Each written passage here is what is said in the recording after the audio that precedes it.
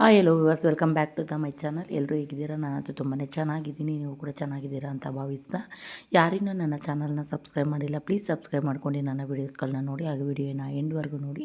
Video ಏನನ್ನಿಸ್ತು ಅನ್ನೋದನ್ನ comment ಮೂಲಕ ತಿಳಿಸಿ, ಹಾಗೆ ವಿಡಿಯೋ ಇಷ್ಟ ಆದರೆ ಒಂದು ಲೈಕ್ನ ಮಾಡಿ ಅಂತ ಹೇಳ್ತಾ, ಇವತ್ತು ವೈಕುಂಠ ಏಕಾದಶಿ ಆಗಿರೋದ್ರಿಂದ ಎಲ್ಲರಿಗೂ ವೈಕುಂಠ ಏಕಾದಶಿಯ ಶುಭಾಶಯಗಳು ಅಂತ ಹೇಳ್ತಾ ಲಾಗ್ನ ಸ್ಟಾರ್ಟ್ ಮಾಡ್ತಾಯಿದ್ದೀನಿ. ನಾನು ಸ್ವಲ್ಪ ಇವತ್ತು ಮನೆಯನ್ನು ಕ್ಲೀನಿಂಗ್ ಮಾಡಿಕೊಂಡು, ಇನ್ನು 3 ಡೇಸು 4 ಡೇಸು ಸಂಕ್ರಾಂತಿ ಹಬ್ಬ ಇರೋದ್ರಿಂದ ಡೀಪ್ ಕ್ಲೀನಿಂಗ್ ಮಾಡೋಕ್ಕೆ ಹೋಗಲಿಲ್ಲ.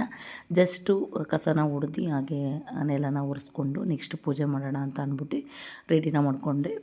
ಹಾಗೆ ಹೂವು ಎಲ್ಲ ಕಟ್ ಮಾಡಿಟ್ಕೊಂಡು ದೇವ್ರಿಗೆಲ್ಲ ದೇವ್ರ ಸಾಮಾನು ಏನು ತೊಳೆಯೋಕೆ ಹೋಗಲಿಲ್ಲ. ಇವತ್ತು ಆಲ್ರೆಡಿ ದೇವ್ರ ಸಾಮಾನು ಹೋದ ವೀಕ್ಗೆ ತೊಳೆದಿದ್ದೆ. ಅದಕ್ಕೋಸ್ಕರ ನೆಕ್ಸ್ಟು ಇನ್ನು 4 ದಿನ ಸಂಕ್ರಾಂತಿ ಹಬ್ಬ ಇರೋ ಕಾರಣ ನಾನು ಯಾವುದೇ ರೀತಿ ದೇವ್ರ ಸಾಮಾನುಗಳನ್ನ ತೊಳಿಲಿಲ್ಲ. ಅದಕ್ಕೋಸ್ಕರ ಫೋಟೋಗೆಲ್ಲ ಹೂವನ್ನ ಇಟ್ಬಿಟ್ಟು ಸಿಂಪಲ್ಲಾಗಿ ಪೂಜೆನ ಮಾಡಿಕೊಂಡೆ. ಪ್ರತಿ ಸಲ ವೈಕುಂಠ ಏಕಾದಶಿ ಬಂದಾಗ ಯಾವುದಾದ್ರೂ ಒಂದು ದೇವಸ್ಥಾನಗಳಿಗೆ ವಿಸಿಟ್ನ ಮಾಡ್ತೀನಿ. ಹೋದ ಟೈಮು ನಾನು ಕುಣಿಗಲ್ನಲ್ಲಿರುವಂಥ ವೆಂಕಟರಮಣ ಸ್ವಾಮಿ ದೇವಸ್ಥಾನಕ್ಕೆ ಹೋಗಿದ್ದೆ. ಬಟ್ ಅಲ್ಲಂತೂ ತುಂಬಾ ಗ್ರ್ಯಾಂಡಾಗಿ ಡೆಕೋರೇಷನ್ ಆಗಿರ್ಬೋದು ಮತ್ತು ಅಲಂಕಾರ ಆಗಿರ್ಬೋದು ತುಂಬ ಚೆನ್ನಾಗಿ ಮಾಡ್ತಾರೆ.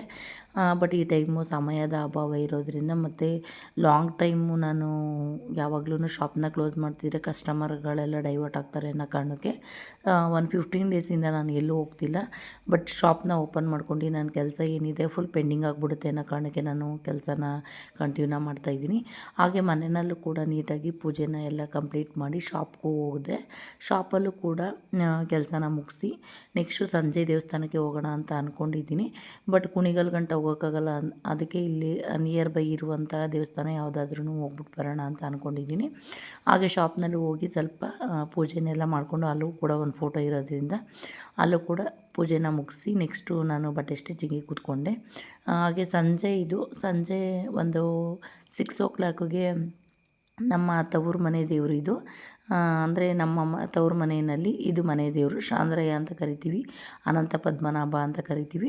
ತುಂಬ ದಿನಗಳಾಗ್ಬಿಟ್ಟಿತ್ತು ನಾನು ಈ ದೇವಸ್ಥಾನಕ್ಕೆ ಅದೇ ರೋಡಲ್ಲಿ ಪ್ರತಿ ಸಲ ಕುಣಿಗಲ್ಗೆ ಹೋಗ್ತೀನಿ, ಬಟ್ ಹೋಗೋಕ್ಕಾಗಿರಲಿಲ್ಲ. ಬಟ್ ಈ ಟೈಮಲ್ಲಾದರೂ ಹೋಗ್ಬಿಟ್ಟು ಬರೋಣ ಅನ್ನೋ ಇದರಿಂದ ಹೋದ್ವಿ.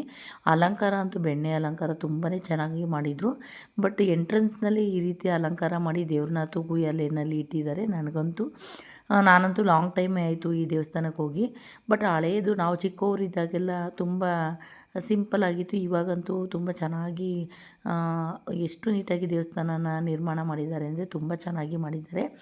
ಇವತ್ತಿನ ಅಲಂಕಾರ ಅಂತೂ ನನಗಂತೂ ತುಂಬಾ ಇಷ್ಟ ಆಯಿತು. ಬಟ್ ಲಾಂಗ್ ಟೈಮ್ ವಿಸಿಟ್ ಕೊಟ್ಟಿದ್ದಕ್ಕೂ ನಮ್ಮ ಮನೆಯ ದೇವ್ರನ್ನ ನಾನು ನೋಡಿ ತುಂಬ ಖುಷಿಯಾಗಿ ಈ ರೀತಿಯಾಗಿ ಇವತ್ತು ಹೋಗ್ತೀನಿ ಅಂತಲೇ ಅಂದ್ಕೊಂಡಿರಲಿಲ್ಲ.